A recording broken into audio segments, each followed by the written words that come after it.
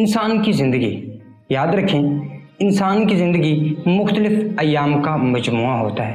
Second گزرتے ہیں تو گھنٹے بن جاتے ہیں، گھنٹے گزرتے ہیں تو دن بن جاتے ہیں، دن گزرتے ہیں تو مہینے بن جاتے ہیں، اور اسی طرح جب مہینے گزرتے ہیں تو سال بن جاتے ہیں، اور صدیوں کا سفر انسان طے کر کے آگے چلا جاتا ہے۔ لیکن یاد رکھیں دنیا میں وہی لوگ کامیاب ہوتے ہیں جو اپنے وقت کی قدر کرتے ہیں اور صحیح وقت پر صحیح فیصلہ لیتے ہیں۔ یاد رکھیں اگر آپ دنیا میں کامیاب ہونا چاہتے ہیں تو آپ کو اس تھیوری کے اوپر عمل کرنا ہوگا۔ ایک پوری دنیا میں ریسرچ ہوئی، اور ریسرچ یہ بڑی ہی عجیب قسم کی تھی کہ دنیا میں وہ کون سی عمر ہے جس عمر میں ہم ایک عظیم کام کرنے کے لیے اپنا ایک مشن تعین کر سکتے ہیں، ایک مشن بنانے کا فیصلہ کر سکتے ہیں، اور اس کے اوپر ہم مکمل چلتے ہوئے کامیابی سے ہمکنار بھی ہو سکتے ہیں۔ اگر آپ چاہتے ہیں کہ آپ اپنی زندگی میں کامیاب ہوں تو آپ اپنی زندگی کی کون سی عمر میں ایک اچھا اور بہترین فیصلہ لے کے آپ کامیاب ہو سکتے ہیں، تو نمبر 1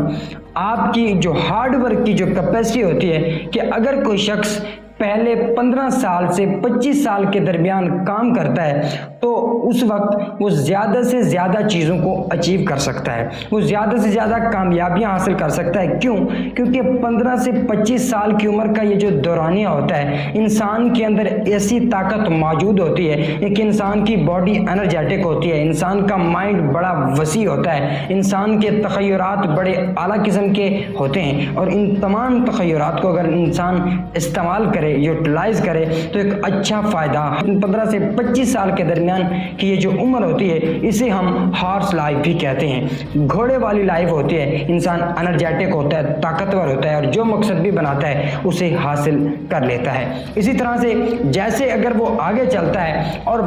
25 سے 35 سال کے درمیان کی جو اس کی عمر ہوتی ہے ہم اسے یہ کہتے ہیں کہ یہ اس کی ڈونگی لائف ہوتی ہے، یہ اس کی بندر والی لائف ہوتی ہے، کیونکہ وہ جیسے ہی 25 سے 35 سال کے درمیان میں جاتا ہے، 25 سال کے بعد اس کی شادی ہو جاتی ہے، شادی ہوتے اس کے اوپر ذمہ داریاں آ جاتی ہیں۔ اگر اس شخص نے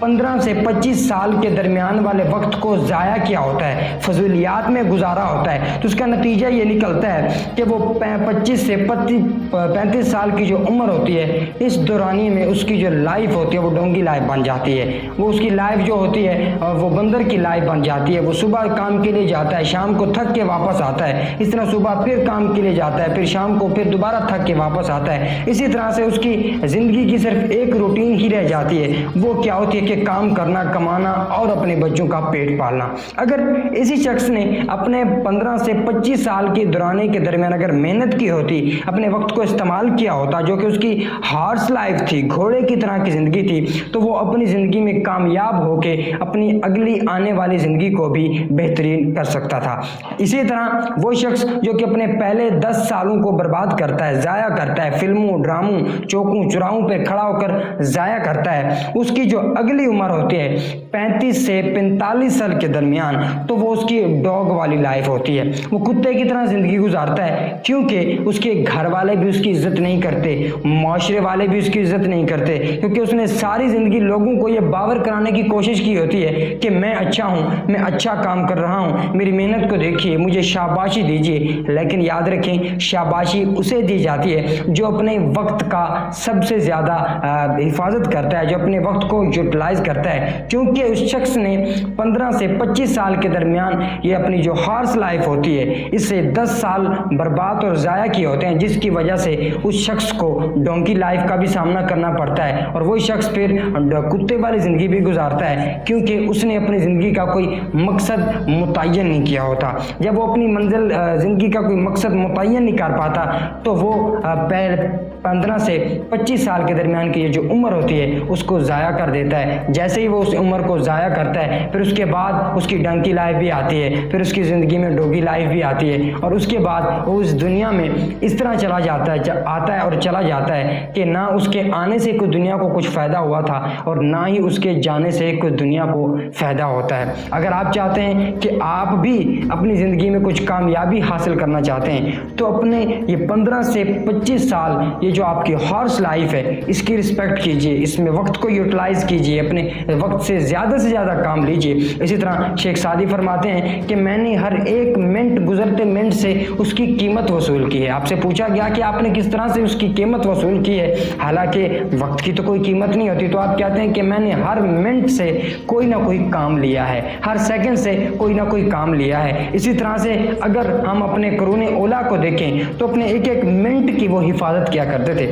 کہا جاتا ہے ایک بزرگ کے پاس ایک شخص آیا اور اس نے کہا کہ میں آپ کے ساتھ گپ شپ کرنا چاہتا ہوں، میں آپ سے کچھ گفتگو کرنا چاہتا ہوں۔ تو آپ نے کہا کیا ہماری گپ شپ سے مجھے کچھ فائدہ ہوگا؟ اس نے کہا نہیں۔ کیا آپ کو کچھ فائدہ ہوگا؟ تو اس نے کہا حضور والا بالکل نہیں۔ تو اس نے کہا کیا معاشرے کو اس کے سے کوئی فائدہ ہوگا؟ تو اس نے کہا نہیں، جسٹ ایک گپ شپ ہی تو لگانی ہے۔ تو آپ نے کہا کہ ایسے میں وقت کی